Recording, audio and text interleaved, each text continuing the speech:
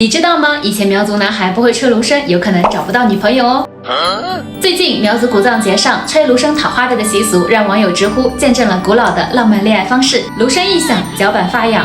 芦笙是最古老的民间乐器之一，也是苗族的精神文化象征。它承载着喜怒哀乐，见证了每一个苗族人从出生到恋爱、结婚，再到告别这个世界的每一步。在云南文山有这样一个传奇的芦笙非遗制作传承人，今天姐妹带你一起去聆听他与芦笙的故事。他叫马成良，来自云南文山马关边疆的一个苗寨。他的外公是一名芦笙制作的匠人，父亲因来跟外公学习芦笙制作，结识了母亲，他也因芦笙之缘而诞生。有一种传说，一种意义，他就说我们以前的打仗的时候啊，最惨的这个是爸爸，最短的是妈妈，大哥、二哥、三哥、四哥啊，那每个人在一个山头，你要吹响。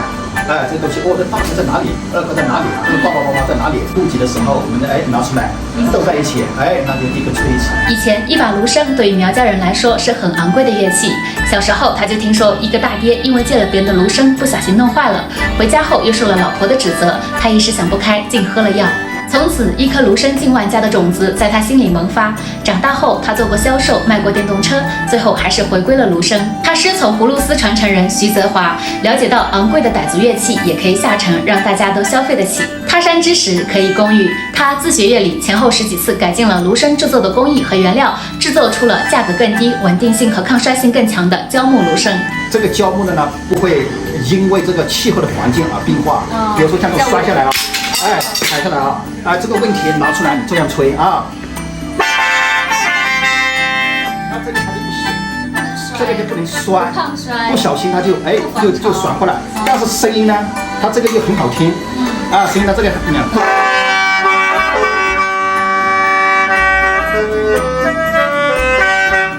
是这种的。它就是自然的声音，对，就更加清亮一些。是的。他还通过多年学习，整理了一本简单易学的芦笙教材，通过直播以及门店授课，身体力行的传习芦笙。